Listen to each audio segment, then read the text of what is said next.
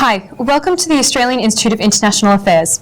I'm Catherine Garlick, and here with me today is the Secretary-General of the Asian Peace and Reconciliation Council, His Excellency Ambassador Dr. Kobsak Chutikul.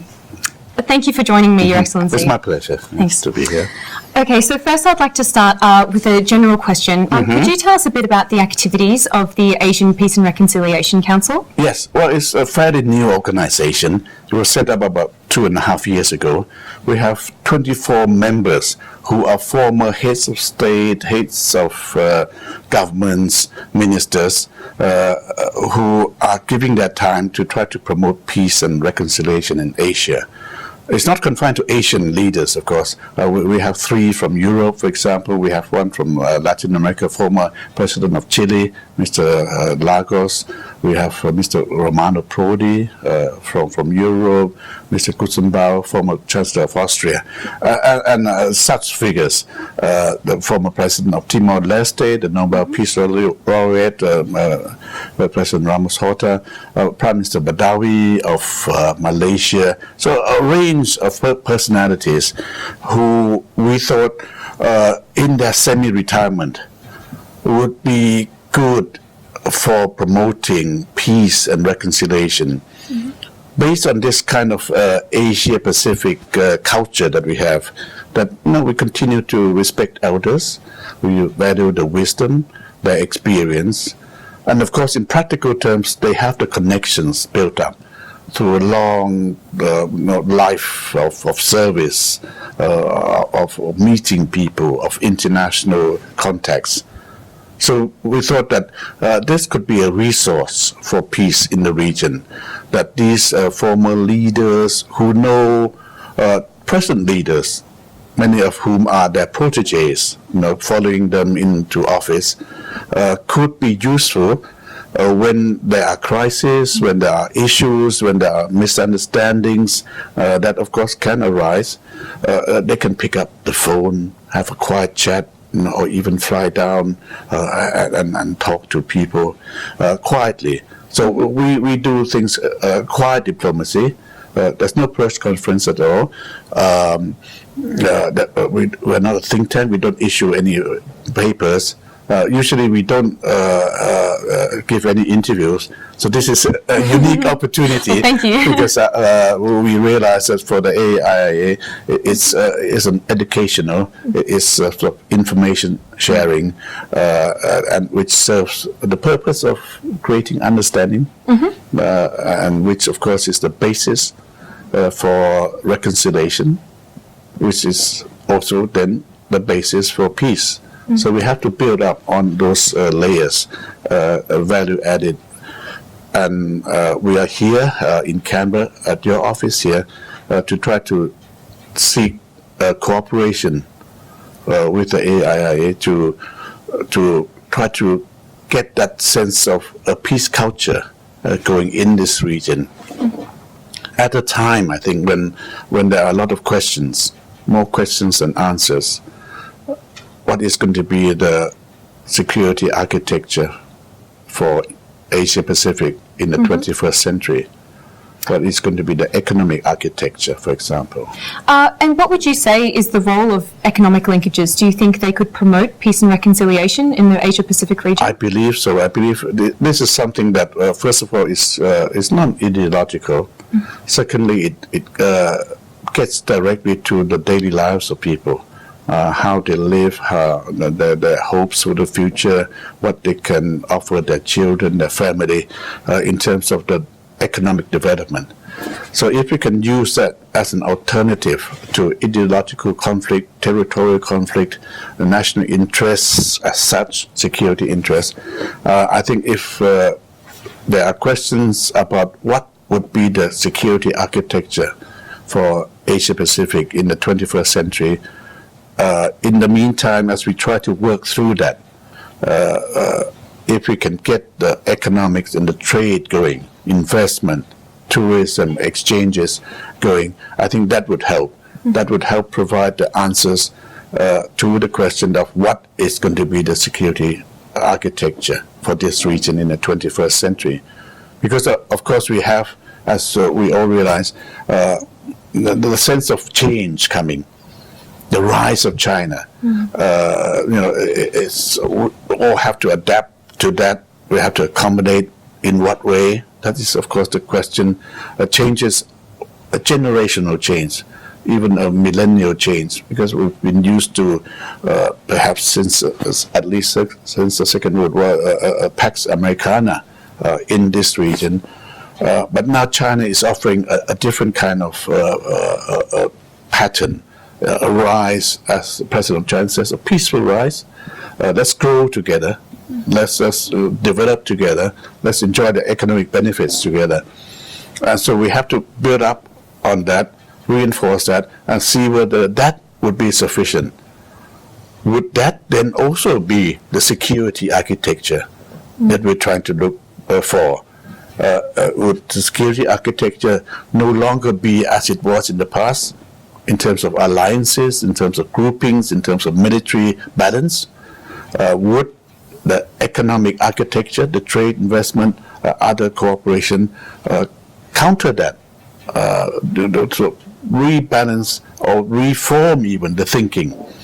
Is that the avenue towards a culture of peace that we're all trying to build up for this region? And of course, trade, as you mentioned, goes back to very primeval kind of, that's what our people do, had been doing. And that's what China realized, that people are entrepreneurial, they do trade, and they are commercial. So that is the basis of that change there. You mentioned that there were changes in the region. Yes. What would you say are the potential flashpoints or situations of conflict that could obstruct the peaceful development in the South, in the Asia Pacific region? Yes, I think, I would say South Pacific is important also, because I've just come back from Fiji. It's a Pacific Island Development Forum. And there, of course, is the immediate threat of climate change. The whole islands, whole countries, nations, societies face being extinguished. They would no longer exist because of climate change. They have to adapt, they have to do mitigation. And then if that happens, it would lead to a huge migratory flow in South Pacific and Southeast Asia. We're seeing that as well. So that's one immediate challenge, climate change, that we have to tackle together. It's a global effort. It's not national, even regional effort. So the climate change conference coming up in Paris, COP21, is important for this region. So that's a potential flashpoint. Even more than a flashpoint, it's a question of survival, the very survival of nations and societies. Moving up, the second one, more traditional, South China Sea, territorial. Who owns it? Where are the boundaries? China has claims, Philippines, others, Vietnam, Malaysia, Brunei also have claims, not including or not mentioning Taiwan and Hong Kong. Sorry. So there we have this issue of boundary, maritime passage of natural resources. So if you can edit this one. Yeah, sure. Okay. Don't worry. Right. So, and then linked to Northeast Asia, they have a similar kind of boundary, territorial dispute. It's a bit more emotional, perhaps even, names of islands and who owns island territory in the high seas. But at the back of all that, I think, would be the rise of China again, what it means for this region, for the world, for the international community as we know it, the rules that govern it, how we should adapt to it. Would be a peaceful rise? What would be the demands? What would be the realignments? I think we have to understand the process, and we have to try to guide it on a path that would be beneficial for all. We, of course, take heart from the fact that the Chinese leadership have always said that it's going to be a peaceful rise, although, of course, in historical terms, whenever a nation, a country rises, it creates friction. It's like a seismic movement of the Earth's plate. Even, there are going to be earthquakes, going to be storms, there's going to be tsunamis and other kinds of things. That as a natural consequence of something rising up. So that kind of friction, and also concerns also how America would see its role in this region. Globally, I don't think China would be a threat to America, but on a regional basis, Asia Pacific in our region, they would be more than a match for the United States that has other commitments in other regions of the world. So for us, especially in the South Pacific, Southeast Asia, East Asia, it's much more of a factor than for other regions. So that's what we have to work together with, especially for the medium, smaller countries. We have perhaps to coordinate, to consult more, because China outweighs everybody, and then the implications, whether knowingly or not knowingly, of what China does impacts all of us. So at the very least, I think we have to let China know what our sensitivities are, what our concerns are, and try to work out avenues for cooperation in the future. We won't be able to offer them much because, there's such, but sometimes we can say, sometimes a mouse can help a lion, that kind of thing. They will help, if they have that sense, or if we are in a regional arrangement structure as a grouping, like the ASEAN 10, we can engage them in almost a sort of equal basis. How about the South Pacific, the Pacific Forum, together with ASEAN, or bring them into an architecture of East Asia architecture, security, economic architecture.